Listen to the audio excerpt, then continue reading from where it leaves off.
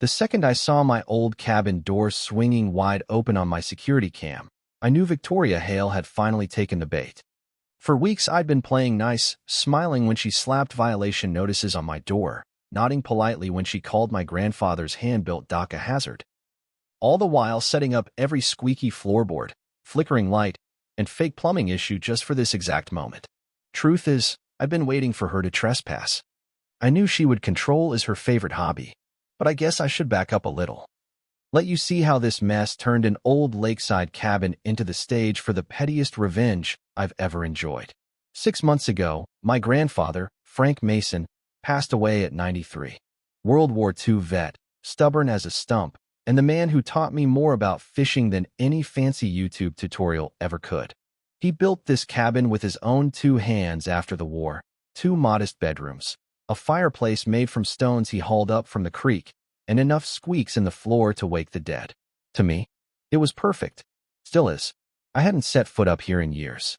Life and bills kept me locked in the city, but when Grandpa left it all to me, it felt like coming home to something honest. A place that smelled like cedar and old books instead of disinfectant and burnt microwave dinners. I thought I'd fix up the dock, patch the roof, maybe spend weekends fishing off the porch. Turns out Pine Hollow Lake wasn't the sleepy fishing community I remembered. These days, it's more like a vacation brochure that can sue you if your shutters are the wrong color. And running that little kingdom? Victoria Hale, HOA president, real estate whisperer, and self-appointed queen of telling people how to live. Our first run-in was exactly 3 days after I moved my boxes in. I was clearing brush by the driveway when a shiny black Escalade rolled up so slow you'd think they were filming a car commercial. Out steps Victoria, pressed white blouse, diamonds on her wrist. Sunglasses so big they made her face look tiny. She didn't even say hi, just wrinkled her nose and said, "You must be Frank Mason's grandson. I've been meaning to discuss your compliance issues." I wiped sweat off my neck, offered a hand. She ignored it and instead thrust a thick binder at me. The HOA Bible. Inside were pages and pages of rules, each more ridiculous than the last. Dock must match standard color, no natural brush taller than 18 inches, no visible storage sheds, paint color must be HOA approved, lake mist gray. My granddad's cabin was a history book, none of it matched. I said, I wasn't aware Grandpa's place was part of any association. Victoria pushed her sunglasses up her nose, smirked. "Oh, it is now. We annexed all lakeside lots last year. Your grandfather received multiple notices, but given his advanced age, we didn't enforce anything aggressively." Then she gave me the smile I'd come to know too well, polite on the lips, poison underneath. "But now that you're here, I trust you'll bring it into full compliance within 90 days.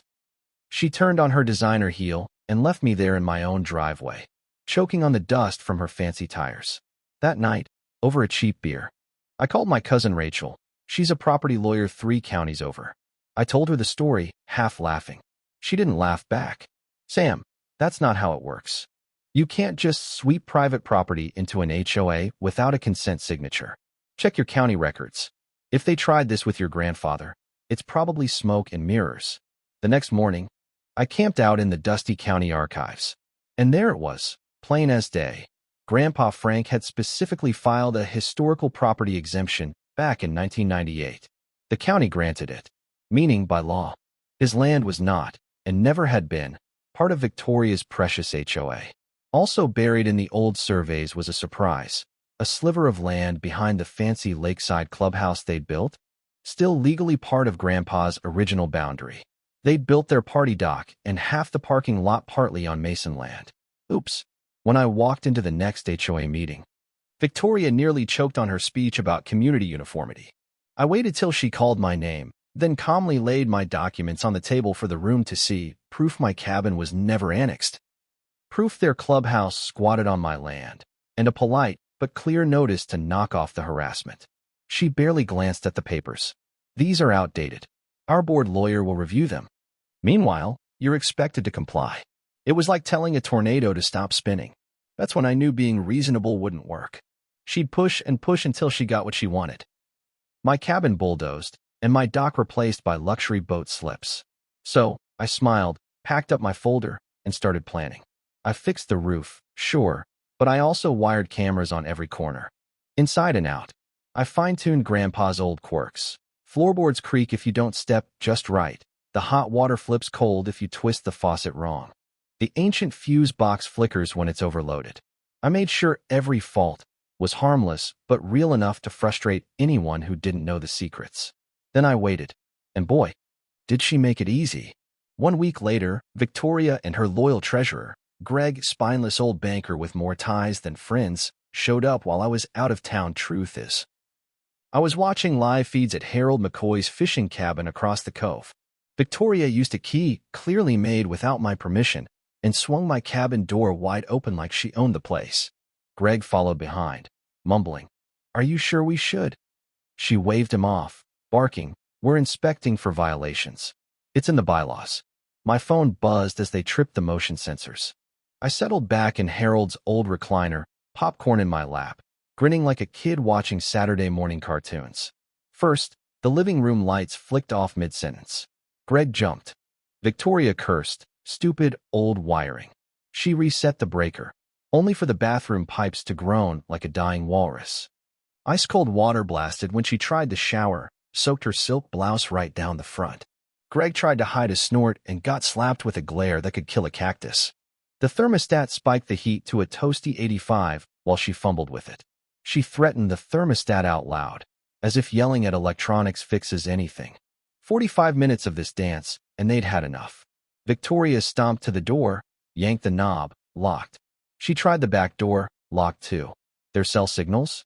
Gone. Thanks to my little legal privacy jammer. Watching her realize she was stuck in my rundown hazard of a cabin was the best entertainment I'd had in years. After a good 15 minutes of them sweating and arguing about legal consequences, I unlocked the doors remotely. Victoria burst out so fast she nearly knocked Greg down the steps. Lucky for me. Old Harold was fishing by the dock and caught the whole show on his phone, told half the town about it by sundown. That night, Victoria tried one more swing at power, called an emergency town council meeting, claimed my cabin was a danger to the community, and demanded they force me to tear it down or sell. I sat in the front row. When she asked for comments, I stood, calm as ever. I thanked her for caring so much about my family home. Then I queued up the projector, live footage of her and Greg trespassing, rummaging through my drawers, griping about my granddad's junk. I didn't raise my voice once. Didn't have to. The room went dead quiet except for Greg mumbling, "I told you this was a bad idea." The sheriff, who'd slipped in halfway, cleared his throat and said, "Ma'am, I'm going to need you to come answer some questions about this break-in." Victoria turned so red I thought she'd burst a vein. I almost felt bad, almost. In the weeks that followed, she got booted as HOA president, fined for trespassing, and forced to give up her stake in the fancy new lakeside development. The board settled with me quick. They pay a yearly lease for the chunk of my land under their dock and parking lot. That money goes straight into a fund I set up for cabin restorations and conservation around the lake. Folks like Harold and the Patels, who grow vegetables in their backyard, can plant whatever they want now. HOA be damned. Most evenings now, I sit on my granddad's old rocking chair, the dock creaking under my feet, watching the sun melt into Pine Hollow Lake. Sometimes Harold joins me with a cold beer and a story about how, back in his day, we handled bullies with fishing rods, not lawyers. You know, some people say petty revenge is bad for the soul. Maybe they're right. But I'll tell you this, sometimes protecting a legacy takes more than kindness. It takes being clever, patient, and just petty enough to let a bully lock themselves in your cabin, on camera. So here's my question for you. If your HOA pushed you this far, would you fight back, or just sell and walk away? Tell me down in the comments. I want to hear it all. And if you've ever trapped a neighborhood tyrant with their own arrogance, well, don't hold out on me. Like and subscribe if you think standing up for your own corner of the world is still worth it. See you next time, folks.